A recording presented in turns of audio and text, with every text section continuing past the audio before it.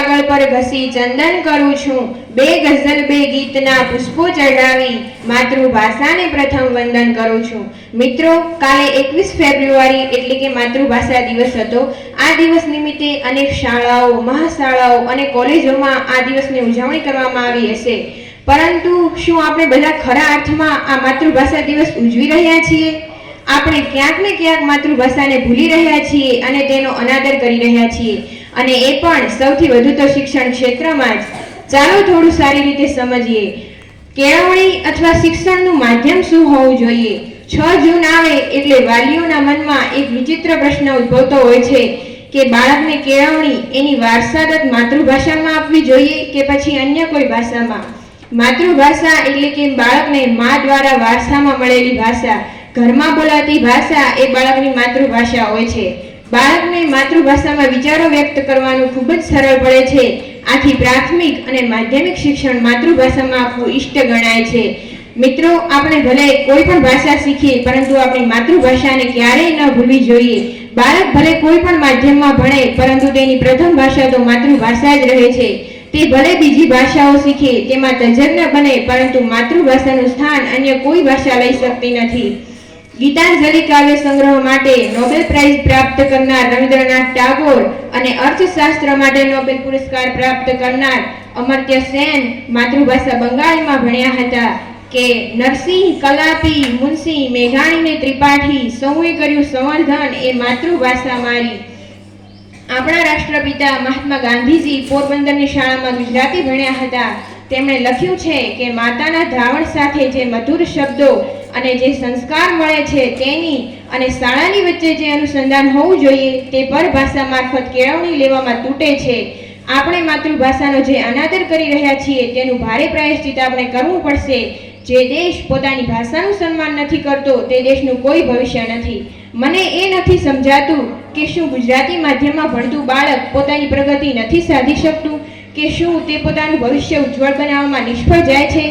નરસિંહ મહેતાની જે ભાષા છે, જેમાં નંદશંકરે કરણ ઘેલો લખ્યો, જેમાં નવલરામ, નર્મદા શંકર, મણિલાલ, મલબારી જેવા લેખકો લખી ગયા, અને જે બોલીમાં મરહુમ રાજચંદ્ર કવિએ પોતાની અમૃતવાણી સંભળાવી છે, અને જ્યાં જોધા માણેક અને મૂળુ માણેકના સુરતનના પડઘા આજે પણ બરડા ડુંગરમાં સંભળાય છે, તે ભાષાના વિસ્તારની સીમા હોય જ નહીં. ભાષા નહીં, ભાવોની અભિવ્યક્તિ છે, લેખકનું અભિમાન, વક્તાની સંસ્કૃતિ છે.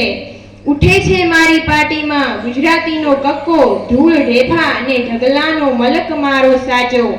જ્યાં જ્યાં વસે ગુજરાતી ત્યાં ત્યાં સદાકાળ ગુજરાત. તો એક કવિએ ખૂબ જ સરસ લખ્યું છે કે ગુર્જર વાણી, ગુર્જર લાણી, ગુર્જર શાણી રીત, જંગલમાં પણ મંગલ કરતી ગુર્જર ઉદ્યમ પ્રીત.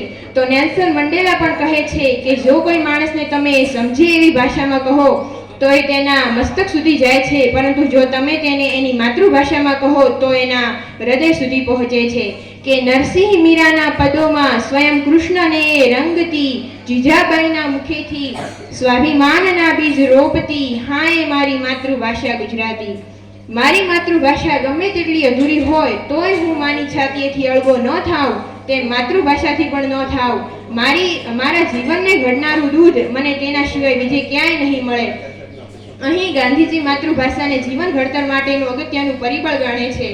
તો રવિન્દ્રનાથ ટાગોર કહે છે કે જ્યાં સુધી માતૃભાષાને ઉચ્ચ શિક્ષણનું માધ્યમ ન બનાવાય અને જ્યાં સુધી બધા જ પાઠ્યપુસ્તકોની પ્રાપ્તિ માતૃભાષામાં શક્ય ન બનાવાય ત્યાં સુધી શિક્ષણ ધારાને મુક્ત રીતે વહેતી કરવાનું શ્રેય આપણને મળવું શક્ય નથી. ગુણવંત શાહ કહે છે કે સંસ્કાર અને સંસ્કૃતિનું પતન એ જે તે દેશની ભાષાના પતનથી થાય છે. આવ ગીરા ગુજરાતી તને અતિ શોભિત હું શણગાર સજાઉં. અહીં કવિ દલપતરામની આ નાનકડી પંક્તિમાં પોતાની માતૃભાષા ગુજરાતીને કેવા લાડ લડાવે છે.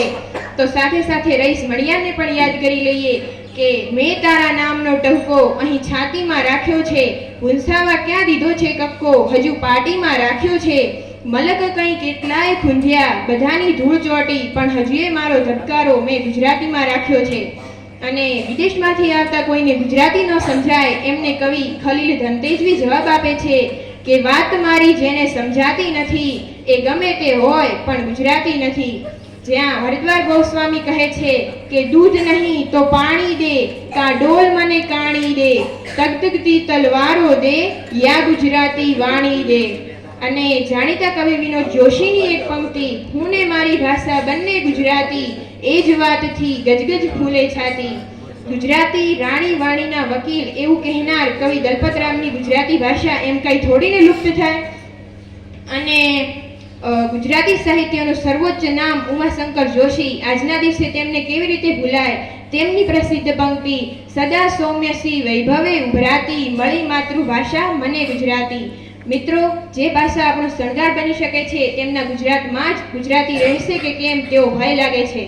માતૃભાષાનો ઉપયોગ કરવો, તેનું સંરક્ષણ અને સંવર્ધન કરવું તે દરેક વ્યક્તિનો હક છે, તો અન્યની માતૃભાષાને સન્માન આપવું તે પણ દરેકની ફરજ છે.